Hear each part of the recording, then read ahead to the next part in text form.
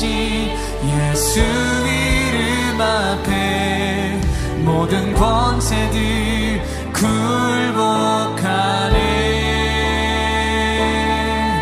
예수 이름 높이세 능력의 그 이름 예수 이름 높이세 구원의 그 이름 예수 이름을 부르는 자 예수 이름을 믿는 자 예수 이름 앞에 나오는 자 복이 있도다.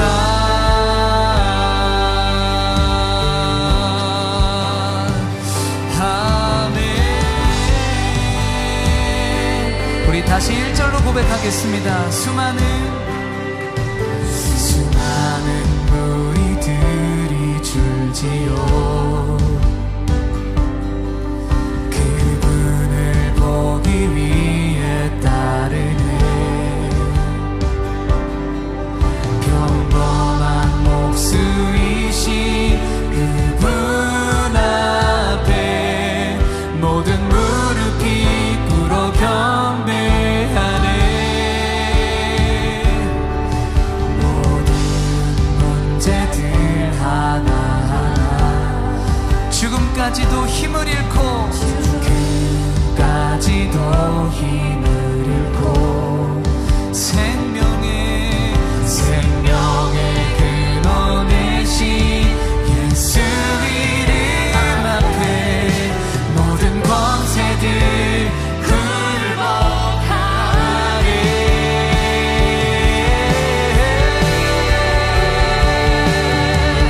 예수 이름 높이세 능력의 그 이름 예수 이름 높이세 구원의 이름 예수 이름을 부르는 자 예수 이름을 믿는 자 예수 이름 앞에 예수 이름 앞에 나오는 자 복이 있도다. 할렐루야.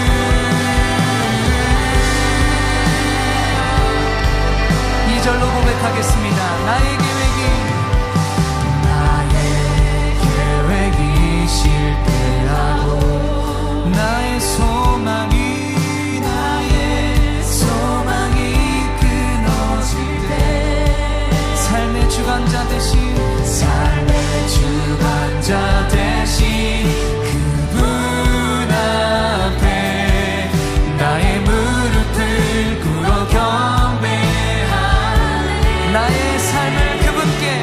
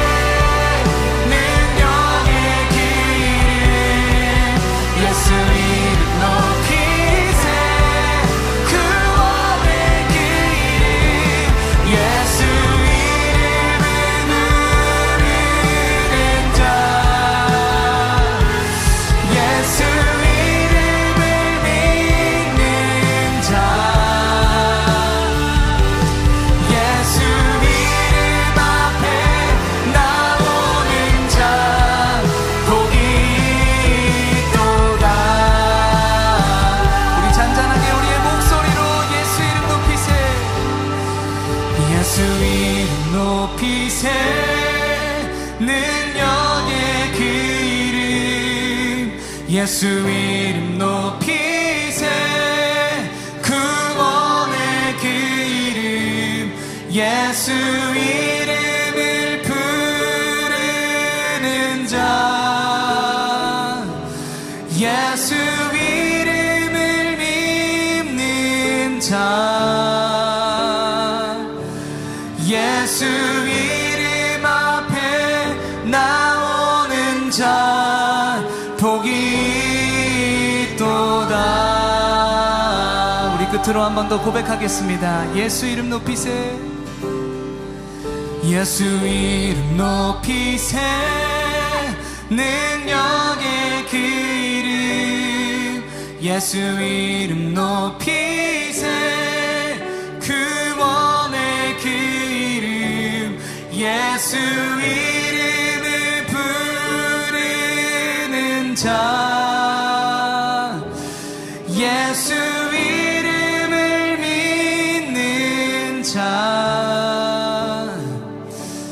예수 이름 앞에 나오는 자 복이 있도다.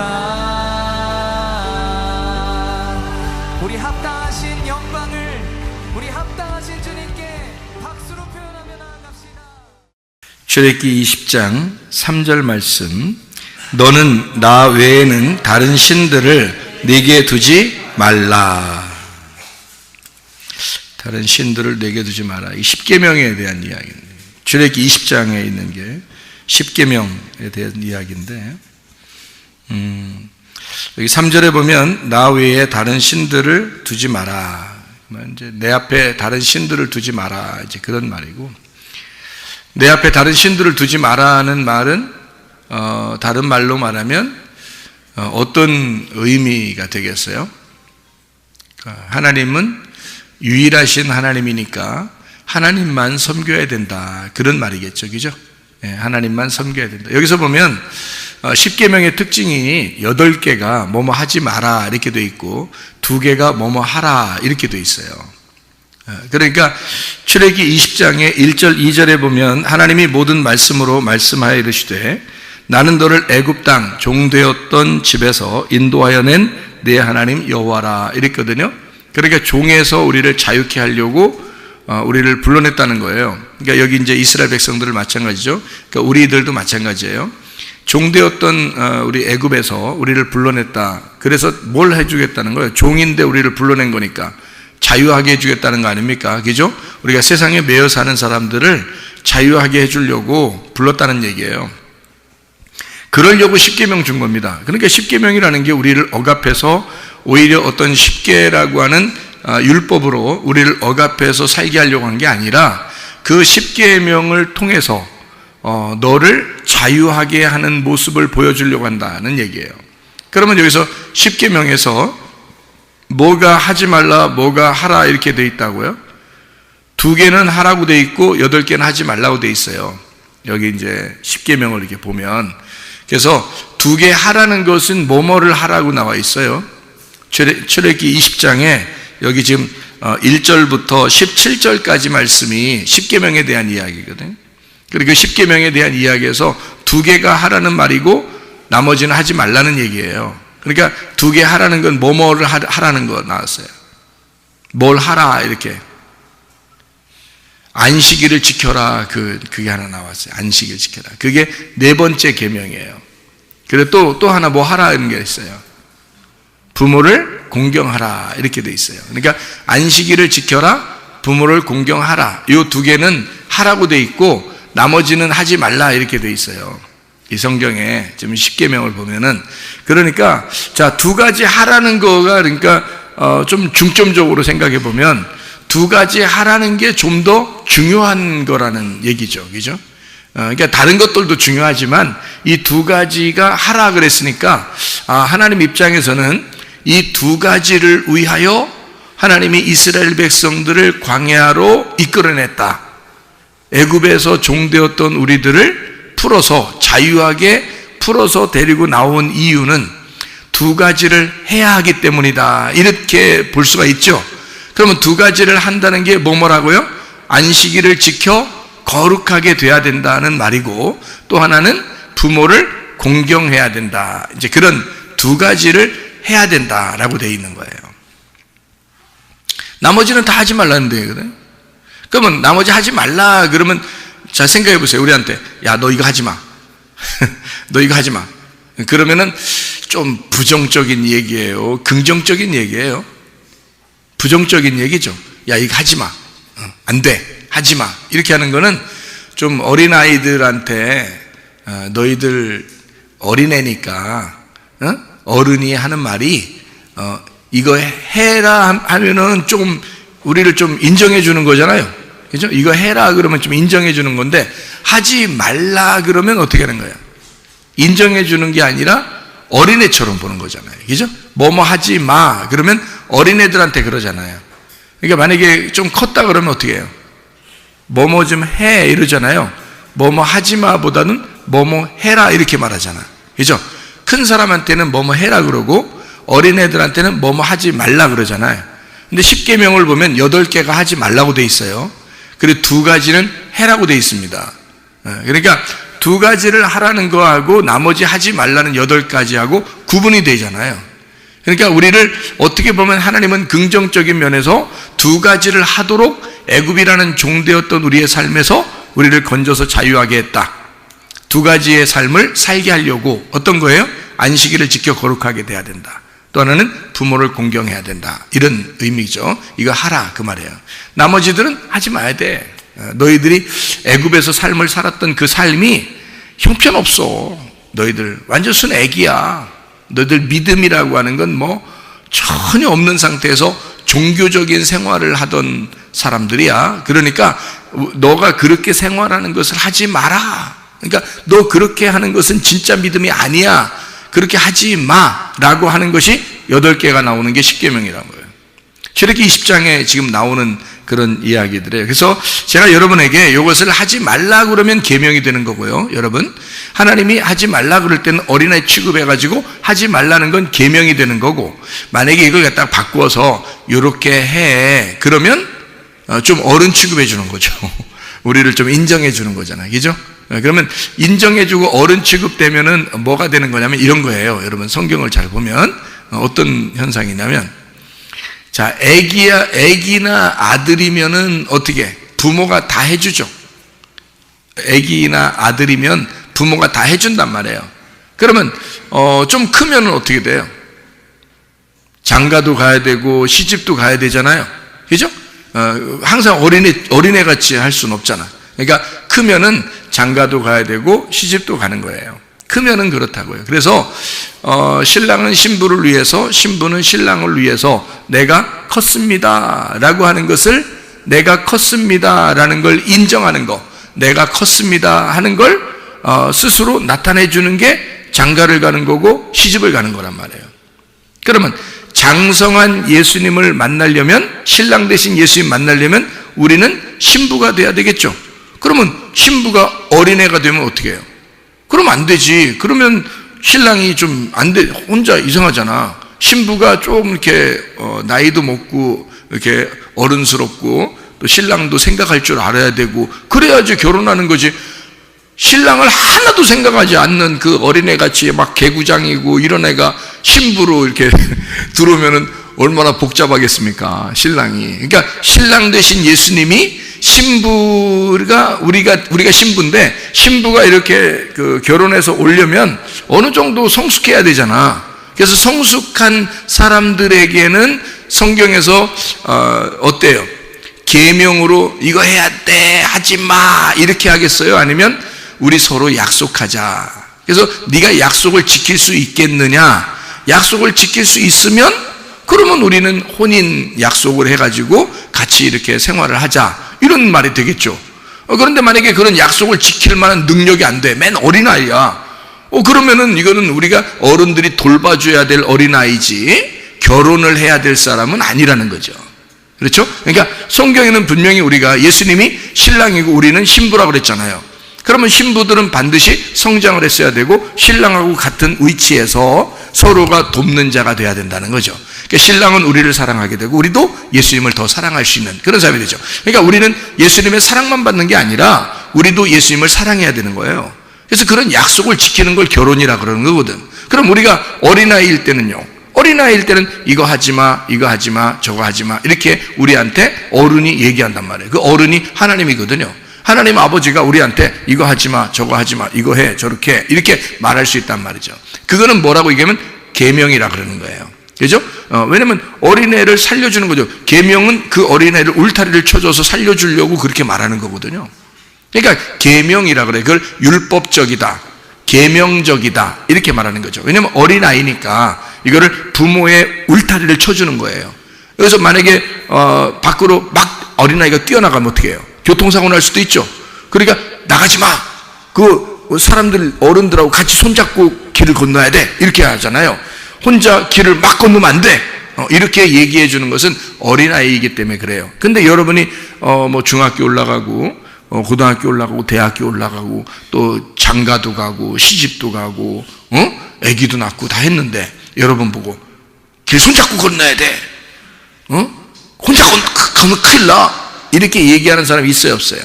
없죠. 왜냐면 컸으니까 그러는 거거든요. 그러니까 어린아이들한테는 너 혼자 막 가면 안 돼, 이렇게 말하는 거죠. 그러니까 어린아이니까 그렇게 하는 거죠. 이게 뭐냐면 그거를 갖다가 뭐 괜찮아, 그냥 막 난 널 사랑하거든, 건너, 네 혼자, 우리 없을 때 건너라, 괜히 우리 보이면 복잡하니까 그냥 혼자 막 건너, 그래서 네 마음대로 건너, 죽든지 살든지 이렇게 해버리면요, 그 아이를 진짜 사랑하는 게 아니죠. 그거는 이 아이를 내팽개치는 거죠. 그래서 성경은 우리에게 십계명이라고 하는 건요, 우리를 계명으로 묶어 놓으려고 하는 것입니다. 그러니까 울타리를 치는 거예요. 너 내가 말하는 대로 해야 돼, 너 내가 말하는 대로 하지 말아야 돼, 이렇게 말하는 대로 하지 말라고 하면 있잖아요, 하지 말아야 돼. 너 말하는 대로 하라 그러잖아, 그럼 해야 돼. 이렇게 딱 계명으로 묶어지면 어린아이 취급하는 거예요. 그러니까 어린아이들에게는 그렇게 해야 되는 거죠. 왜? 애굽에서 갓 나왔잖아. 애굽에서 갓 나와서 지금 광야에서 계명을 줘야 되니까 이렇게 울타리를 쳐줘야 되는 거거든요. 그래서 살인하지 마라, 간음하지도 마라, 너 거짓 증거하지도 마라, 도둑질하지도 마라. 그러니까 여러분이 뭐 도둑놈도 아닌데 도둑질 맨날 하겠어? 그러면 우리한테 도둑질하지 마, 너 살인하지 마, 거짓말하지 마, 이렇게 하는 건 애들한테나 그러는 거지. 다 컸는데도 우리가 교회에 와서 이렇게 앉아 있는데 여러분 보고 도둑질하지 마세요, 옆에 물건 가만히 두세요, 뭐 거짓말 치지 마세요, 여러분 옆에 사람한테 이렇게 말 안 한단 말이에요. 다 컸기 때문에 다 자유하다는 거죠. 그죠? 이럴 때는 계명으로 놓는 게 아니라 언약으로 서로 약속을 하는 거죠. 그래서 약속을 해서 이걸 어떻게 우리가 약속에서 하나님을 사랑하는 방법을 어떻게 사랑할 것인가 라고 그렇게 생활하는 것을 이걸 계명이 아니라 언약이다, 이렇게 얘기해요. 그래서 결혼 서약이다. 그래서 하나님을 내가 사랑합니다 하는 표현을 내가 하겠습니다, 이게 언약이 되는 거죠. 그러니까 하나님은 우리를 사랑한다고 그랬고 우리도 하나님을 사랑하겠습니다 하는 언약의 약속이지, 계명은 어린아이들한테 두는 울타리라고요. 이해가 됩니까? 그 울타리라는 계명도 그것도 부모의 사랑이라는 거죠. 왜냐하면 부모가 그렇게 안 해놓으면 애들이 막 뛰어나갈 수 있으니까. 그러니까 그거를 이렇게 울타리를 쳐주는 거잖아요. 그게 십계명이라는 겁니다. 십계명은 우리에게 쳐준 울타리예요. 이 안에서 우리가 그 부모님의 그 슬하에서, 부모님의 울타리 안에서 잘 자라나게 된다는 거죠. 그래서 여러분 성문 기도학교에 들어오면, 성문 기도학교 이렇게 딱 들어오면 울타리가 있습니다. 보이지 않는 울타리가 딱 있어요, 성문 기도학교에. 그러면 그 울타리 안에서 이건 해, 요건 이렇게 하지 마, 이런 말이 있다고요. 그런 것들은 다 이제 울타리를 쳐주는 거예요. 그래서 그 안에서 잘 자라나도록 이렇게 만들어주는 거거든요. 교회에 들어오면 여러분 교회 안에서도 이렇게 하세요, 이렇게 하지 마세요 라고 말하는 어떤 울타리가 있다고요. 그러면 그 안에서 이렇게 자라날 수 있도록 특별히 믿음이 연약한 자들에게 더 그런 것들을 이제 가르쳐줘서 울타리를 쳐주는 거거든요.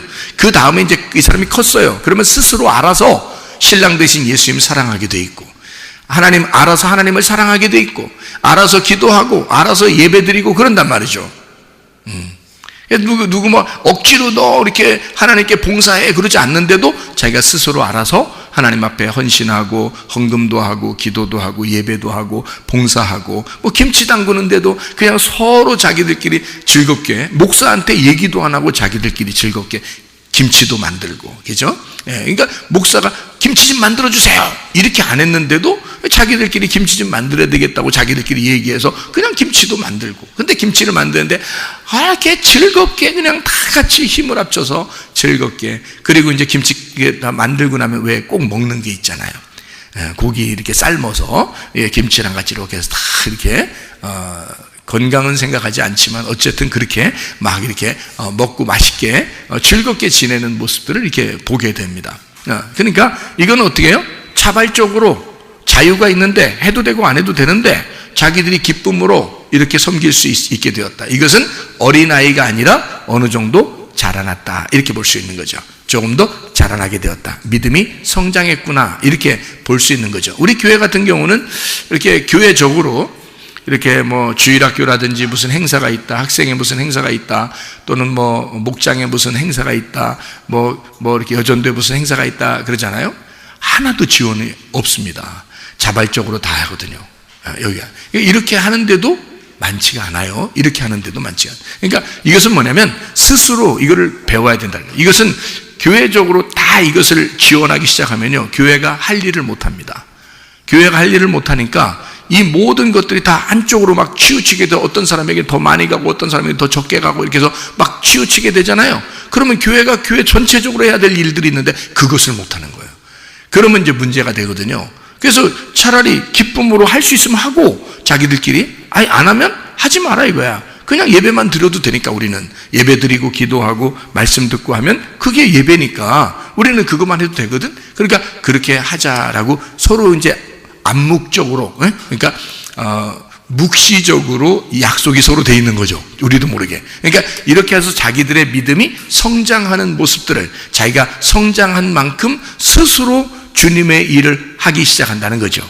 이것은 참 좋은 일이에요. 어떤 면에서는 참 좋은 일들입니다. 어떤 교회들은요, 교회가 오래됐어도, 사람들이 신앙생활을 오래 했어도 순전히 교회에서 어떻게 도와주지 않으면 아무것도 안 하고, 교회에서 도와주는 그 돈만 가지고 막 그냥 하려고 하는 그런 사람들이 꽤 많습니다. 그거는 신앙생활의 성장이라고 보기 어렵죠. 이것은 어떤 면에서 교회에서 하라는 대로, 그리고 교회의 어떤 규범에 따라서만 움직이는 거니까 자유가 없죠. 스스로 내가 알아서 주님을 사랑합니다 라는 표현이 별로 없다는 겁니다. 그거는 문제가 되는 거죠. 그래서 십계명도 마찬가지입니다. 출애굽기 20장에 나오는 이 십계명도 뭐 하지 마라, 뭐 해라, 이렇게 율법적으로 나와 있는 것이라면 어린아이에게 대하는 것이고, 이것을 약속, 내가 하나님을 사랑합니다, 사랑하기 때문에 내가 여기에 있는 것들을 이렇게 하겠습니다 라고 서로 혼인 서약을 한다면 그건 성숙한 사람들의 약속이 되는 거죠. 하나님에 대한, 내가 하나님 사랑합니다, 내가 지금 신랑 되신 예수님을 사랑합니다, 내가 너무 사랑만 받았으니까 내가 주님을 사랑하겠습니다, 이제 이렇게 되는 거죠. 그러면 이제 신랑이 어떻겠어요? 야, 진짜 기분 좋겠죠, 그죠? 그렇게 이제 우리가 예수님을 믿어도 그렇게 믿어야 되는 거지. 막 율법적으로 막 신랑이 막 억압하고, 또는 막 계명을 줘서 울타리를 딱 쳐놓고 순 고기만 있어서 나이가 막 먹어가는데도 계속 그렇게 그 안에만 갇혀 있으면 문제가 된다는 것입니다. 그래서 자, 하지 말라, 하라, 이렇게 말하는 이런 딱딱한 말들은 다 계명으로 들리는 말씀들이고요. 이것을 하지 말라는 말이 더 많을수록 그게 8개나 됩니다. 하라는 말이 2개니까 하지 말라는 게 많을수록 어린아이들에게 얘기하는 것이다. 그렇죠? 그러면 이것을 우리가 자, 언약의 말씀으로 받고 좀 성숙한 그리스도의 신부로서 이 말씀을 보게 된다면 하라는 말씀이 더 많겠죠. 그죠? 하지 말라는 말씀보다 하라는 말이 더 많겠죠. 그래서 우리가 이 말씀들을 다시 한번 점검해보고 마치도록 하겠습니다. 출애굽기 20장의 1절부터 17절까지의 말씀에 애굽의 종에서 놓여서 너희가 해방을 받아라 라고, 그래서 이런 계명을 주노라 라고 얘기하는데요, 여기 보니까 첫 번째가 다른 신을 두지 마라 이랬습니다. 다른 신 두지 마라는 말은, 자, 마라라고 했으니까 다른 신 두지 마라 그랬으니까 요거를 갖다가 뭐뭐 해라 이런 말을 바꾼다고 그랬죠. 바꾸면 어떻게 되는 거냐면 유일하신 하나님만 섬겨라. 그러니까 남편이신 예수님만 사랑해라. 하나님만 바라보거라 이 말이죠. 그죠? 하나님, 똑같은 말인데 한쪽은 하지 말라는 얘기였고, 하나는 말로 따지면 하나님만 생각하고 살아라. 신랑 되신 예수님만 사랑하거라. 예, 너는 남편 된 예수님만 쳐다보고 살아라. 이렇게 되는 거죠. 예, 그게 이제 이렇게 말씀하는 거 아니겠습니까? 두 번째로 우상을 만들지 마라. 예, 우상 숭배하지 마라라는 말이거든요. 우상 숭배하지 마라. 그랬으니까 이 우상 숭배라는 건 어떻게 되는 거예요? 둘로 이렇게 나누어지는 거거든요. 우상을 섬긴다는 것은 벌써 하나님을 믿어야 되는데 형상을 믿는다는 것은 이게 껍데기거든요. 이게 형상, 우상이거든요. 그러니까 요거를 믿는다는 말은 하나님 실제보다는 가짜를 믿는다는 거니까 실제와 가짜를 나누는 거거든요. 그래서 너희가 둘로 나누지 마라. 그런 말이거든요. 이 말이. 다시 말하면 네가 신이 되지 마라. 이 말이거든요. 자, 무슨 말이냐면요. 자, 하나님이 우리 속에 하나님의 영으로 함께 하시죠. 근데 그 모습의 형상, 항아리는 누구예요? 나죠. 내가 항아리란 말이에요. 근데 속에 이게 하나님의 영이 없으면 어떻게 돼요?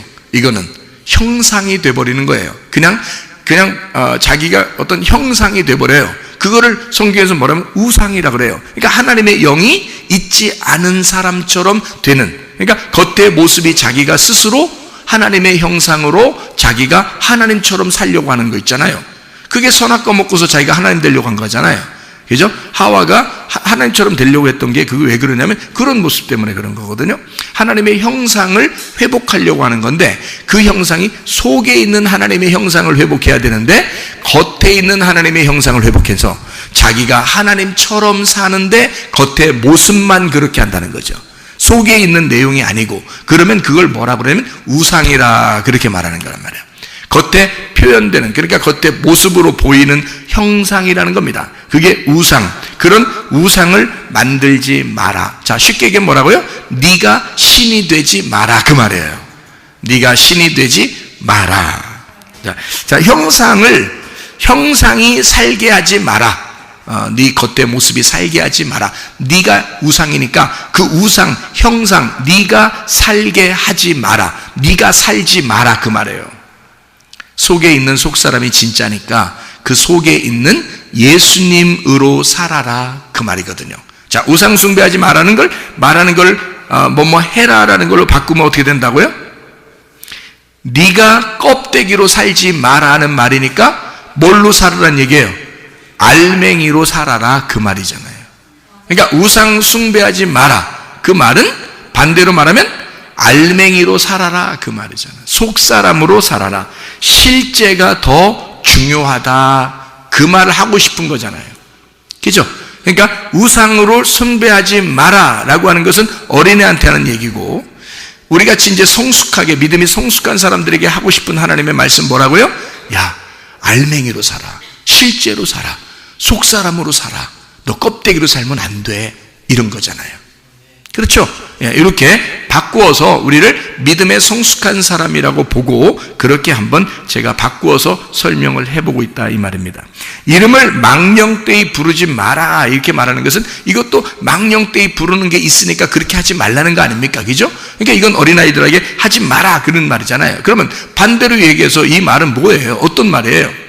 이름을 망령되이 여기지 마! 그 말은 어떤 말을 하려고 하고 싶은 거예요? 하나님의 이름을 존중하라는 말이죠. 자, 남편을 존중해. 그런 말이잖아요. 이게, 자, 봐봐.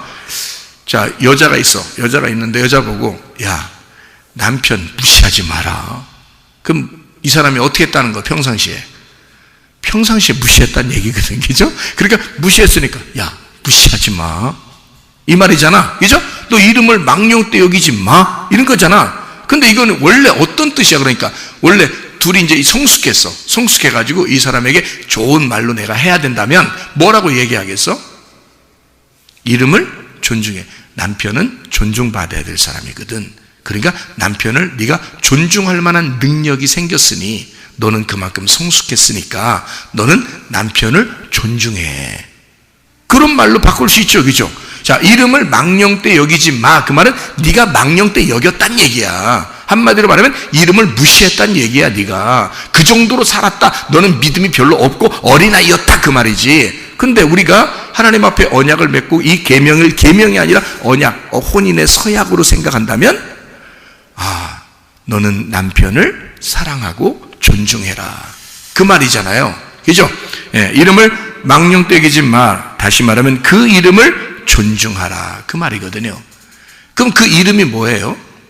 사무엘하 6장 2절의 말씀에 보면 뭐라고 되어 있나요? 사무엘하 6장 2절 말씀 보면 다윗이 일어나 자기와 함께 있는 모든 사람과 더불어 바알레유다로 가서 거기서 하나님의 궤를 메어 오려고 하니 그 궤는 그룹들 사이에 좌정하신 만군의 여호와의 이름으로 불리는 것이라. 자, 뭐가 여호와의 이름이라는 거죠?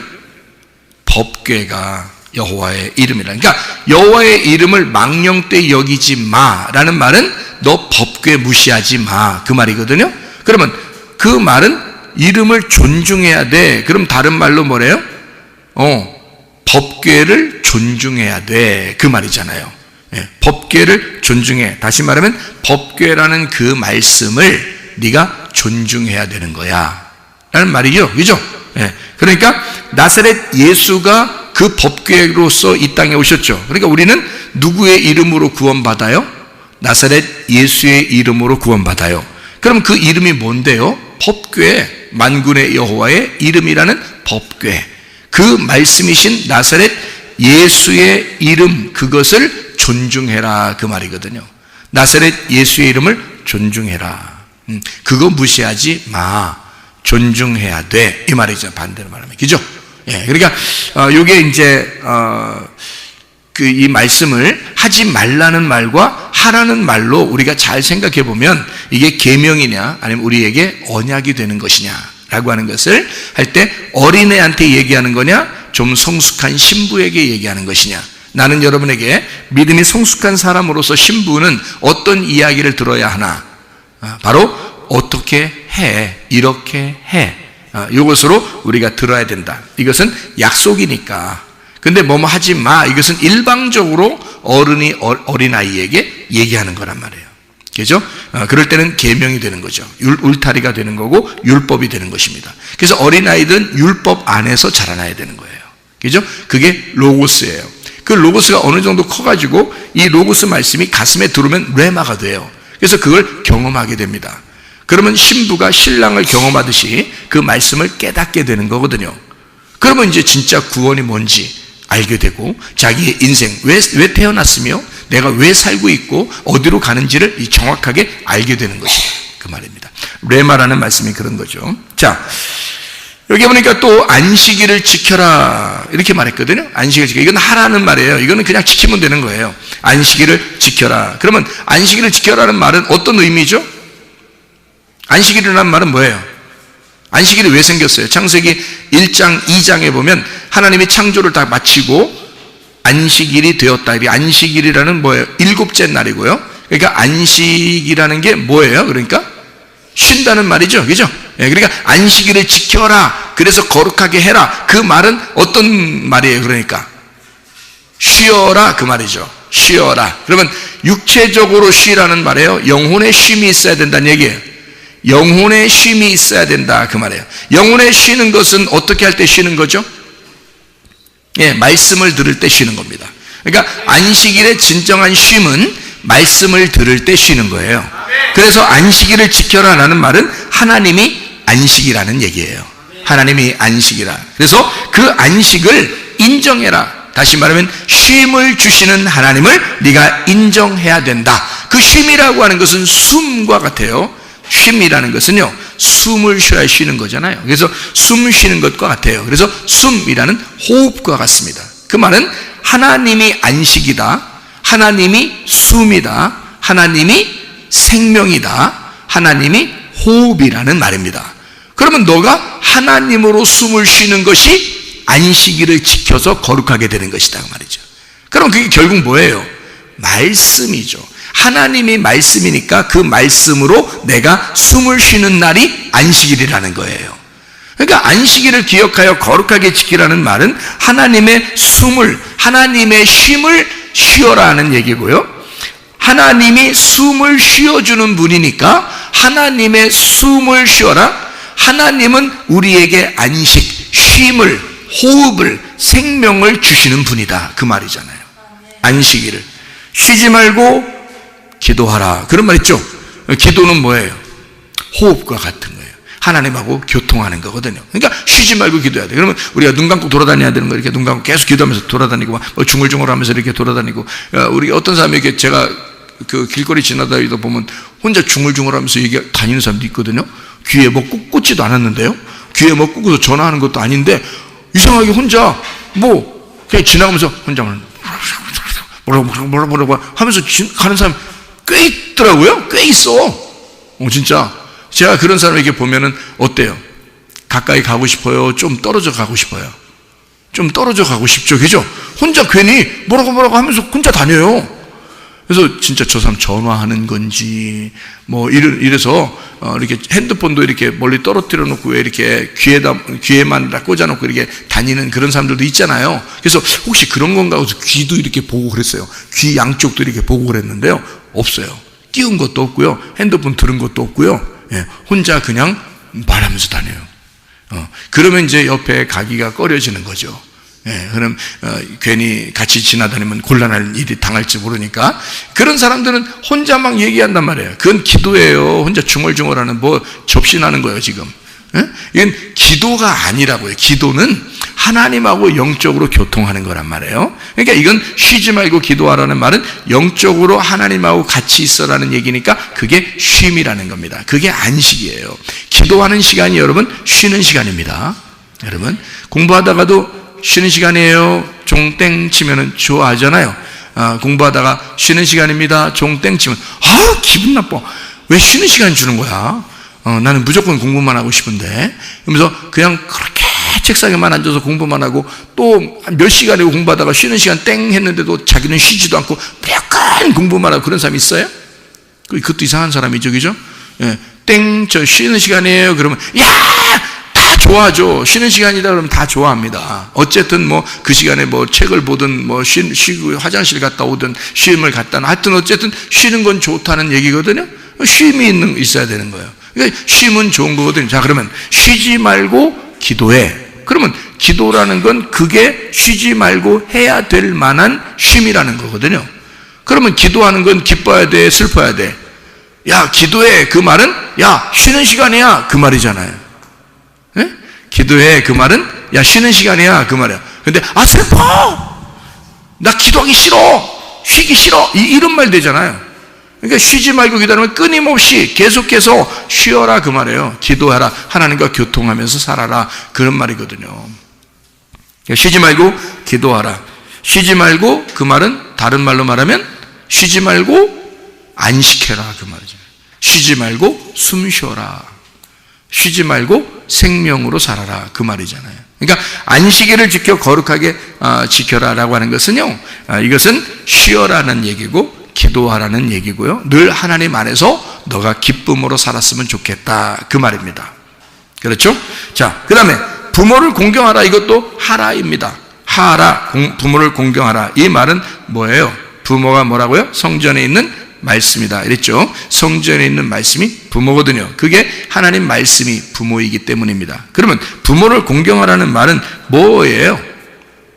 말씀을 공경하라는 얘기가 되겠죠. 그죠? 부모가 성전에 있는 말씀이니까 그 말씀이 전달될 때 여러분은 그 말씀이 상당히 존중받아야 될, 그 공경해야 될 그런 영광을 돌려야 될 그런 말씀이란 말이에요. 그러니까 그 말씀을 존중해야 된다. 왜? 하나님의 말씀이 부모니까. 성전의 말씀이 부모니까. 그래서 성전의 말씀을 공경해라. 그 말은 부모의 그 섬김을 인정하라라는 말입니다. 다시 말하면요, 그죠? 무슨 말이냐면, 자, 여러분 왔는데 말씀이 들려요, 안 들려요? 들리죠? 말씀이 들린다고요. 그 말씀이 들린다는 얘기는 여러분이 섬긴다는 얘기예요? 하나님이 말씀을 준다는 얘기예요? 하나님이 말씀을 준다는 얘기야. 자, 부모를 공경해라 라는 말은, 자, 잘 들어요. 부모를 공경하라는 말은 부모가 뭐라고요? 성전의 말씀이라고요. 그러면 부모를 공경하라는 말은 다시 말하면 뭐라고요? 성전에서 흘러나오는 말씀을 존중하라, 인정하라는 말이겠죠? 그죠? 자, 그러면 부모가 누구예요? 성전에서 흘러나오는 말씀이라 그랬죠. 그러면 성전에서 흘러나오는 말씀이 어떻게 한다는 거? 우리를 섬기고 있다는 얘기야. 자, 자녀가 부모를 섬겨요? 부모가 자녀를 섬겨요? 부모가 자녀를 섬기는 거란 말이에요. 이해가 돼요? 예, 자녀는 어린아이니까 부모가 자녀를 섬기는 거라고요. 그래서 부모를 공경하라, 그 말은 부모에게서 흘러나오는 말씀을 너는 인정하고 존중해라 라는 말이란 말이에요. 자, 무슨 말인지 아시겠죠? 그래서 부모의 섬김을 인정하라는 말이고, 또 다른 말로 말하면 부모의 사랑을 인정하라는 말입니다. 하나님의 말씀이 우리에게 늘 사랑하고 있음을 인정하라는 말이에요. 하나님의 말씀이 우리를 사랑하고 있지 않느냐, 그 사랑을 네가 인정해라, 그 말이거든요. 여러분, 우리가 이 십계명이라고 하는 것은요, 하나님의 그 놀라운 말씀으로 우리에게 계명으로 우리에게 주셨지만, 이 계명으로 주신 이 말씀이 곧 어떻게 보면 이것은 하나님과 나와의 언약이고 사랑의 약속이라는 거죠. 억지로 이렇게 살아라 라는 말이 아니라, 네가 이렇게 하면 더 행복하고 사랑을 느낄 거야 라는 그런 말씀이라는 얘기죠. 하나님 우리에게 어떤 억압적인 것을 하려고 했던 것이 아니라, 어른이 되고 커보면 이 하나님의 말씀은 우리에게 어린아이 때는 다소 억압적인 것 같고 율법적인 것 같았는데, 어느 날 우리가 성장하여 신랑 되신 예수님 만난 그 신부가 되니까 하나님의 말씀이 우리에게 다가오기를, 우리가 서로 사랑하자, 우리가 서로 사랑하는 것이 마땅하다, 그래서 네가 나와 함께 언약을 맺고 사랑의 약속을 하자, 내가 너를 그만큼 사랑하고 섬기는데 너도 나를 그렇게 사랑할 수 있겠느냐. 그때 우리가 말하는 거죠. 주님, 내가 주님을 사랑합니다. 그렇게 고백하는 것이 바로 이 십계명이라, 그 말입니다. 이것을 우리에게 계명으로 받지 말고 주님 안에서의 언약의 말씀으로 받아서 여러분이 이 10가지의 계명이 10가지의 사랑의 약속이 되어 이 주님과 동행하다가 주님 만나시기를 바랍니다. 우리 한번 기도하겠습니다. 하나님 앞에 기도할 때, 우리 하나님, 나는 믿음에 성장한 사람인가? 나는 아직도 믿음에 있어서 어린아이인가? 아니면 율법적으로 내가 사는 사람인가? 아니면 내가 믿음으로 좀 성장하여 주님과 내가 동역하고 조력하는, 돕는 배필이 되어 하나님과 내가 하나님 정말 사랑합니다, 내가 자발적으로 주님을 사랑합니다 하는 그런 성숙한 신부인가? 그리스도 안에서 하나님 나를 붙잡아 주셔서 주님과 동행하는 자 되게 해주십시오. 우리 한번 기도하겠습니다.